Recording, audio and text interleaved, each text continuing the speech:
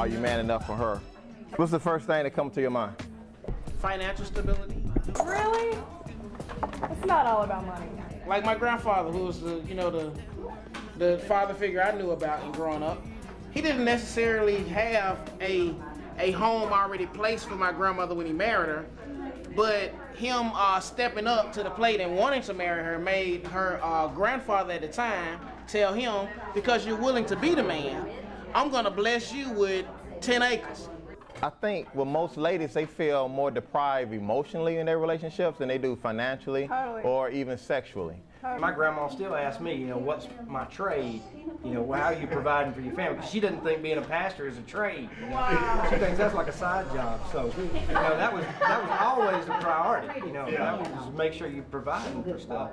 And so the emotional part, even like when my wife now is like, I just want to cuddle. I'm like, what are you talking about? You just want to cuddle? Yeah. Our brain thinks about it. We might not, write you a love letter, expressing ourselves emotionally, you know what I'm saying? But we love you. I might not say it every day. But you got a text message now. You can send a love letter every day in about 3 seconds. There's no more excuses. Hey, this is a one-a-day keep mama happy pill right here. Please be careful and come home safe to me. She was on the road with her job, so she said, I will, with a winky face. Hey, my philosophy was don't even start that mess because you can't keep it up. The role that you play, that's the role that I play. And if I need help, I ask you. But until then, let me play my role. That's the common misconception, though, is that gentleness equals weakness. Let's not say gentleness. Let's call it for what it is. Submission.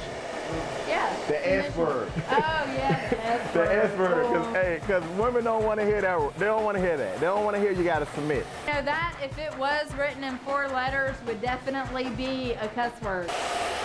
If you get married and you don't know if your wife is going to be your partner but also your supporter, then you shouldn't be getting married. I'm not going to make a decision based on what's good for me.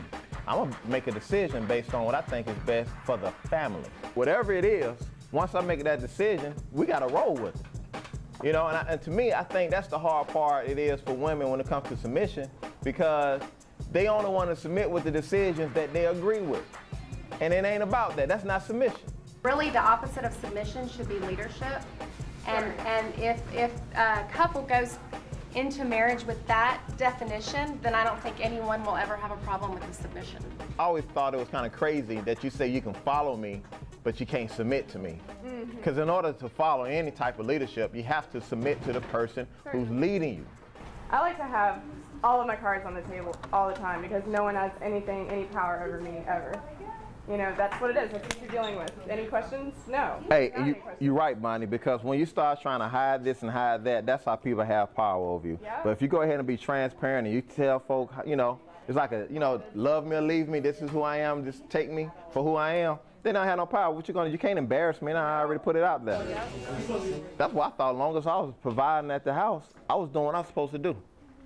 Because I didn't really, the emotional support and working through hard times and all of that, I didn't know anything about it. All I knew was I wasn't going to leave my family like my father left us.